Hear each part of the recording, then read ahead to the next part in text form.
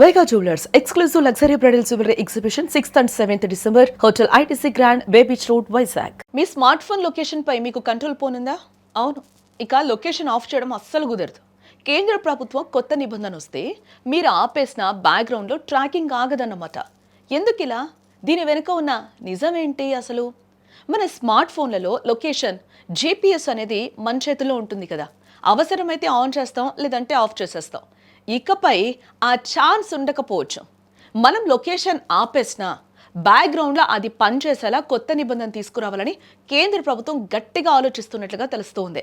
ప్రస్తుతం మన పోలీసులు, దర్యాప్తు సంస్థలు ఏదైనా కేసు విషయంలో లొకేషన్ ట్రాక్ చేయాలి అని అంటే మొబైల్ టవర్ల డేటాపై ఆధారపడాల్సి వస్తోంది. టవర్ల డేటా ద్వారా ఖచ్చితమైన లొకేషన్ తెలుసుకోవడం కష్టమవుతుంది. అందుకే కేంద్రం కొత్త ప్లాన్ వేస్తుంది.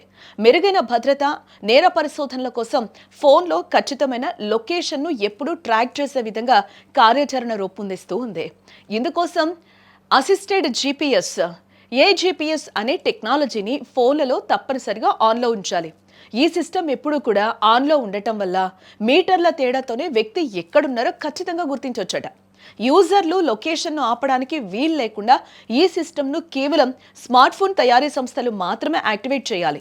అంటే మీరు లొకేషన్ బటన్ ఆఫ్లో పెట్టినా బ్యాక్గ్రౌండ్లో ఆ సమాచారం సెల్యులార్ ఆపరేటర్లకు అందుతూనే ఉంటుంది. దర్యాప్తు సంస్థలకి ఇది చాలా ఉపయోగకరమని టెలికాం శాఖ ప్రతిపాదన కూడా చేస్తూ ఉంది. అయితే ఈ ప్రతిపాదనపై యాపిల్, గూగుల్, సామ్సంగ్ లాంటి పెద్ద టెక్ కంపెనీలు తీవ్ర అభ్యంతరం అయితే వ్యక్తం చేస్తూ ఉన్నాయి.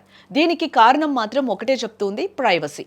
నిరంతరం లొకేషన్ ట్రాక్ చేయడం వల్ల తమ కస్టమర్ల వ్యక్తిగత గోప్యత దెబ్బతింటుంది అని కూడా కంపెనీలు ప్రస్తుతం అయితే వాదిస్తూ ఉన్నాయి.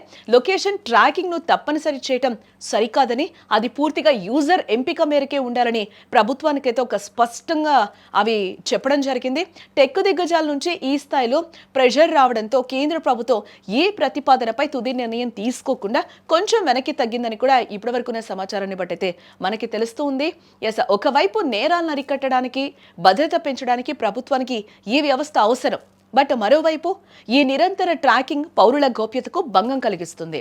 ఈ రెండింటి మధ్య సరైన సమతుల్యత ఎలా సాధించాలనే చర్చ ఇప్పుడు ప్రస్తుతం నడుస్తుంది. దీనిపై కేంద్రం ఎలాంటి నిర్ణయం తీసుకుంటుందో కూడా మనం వేచి చూడాలి. ఈ నిర్ణయంపై మీరేమనుకుంటున్నారో ఫస్ట్ కామెంట్ చేయండి.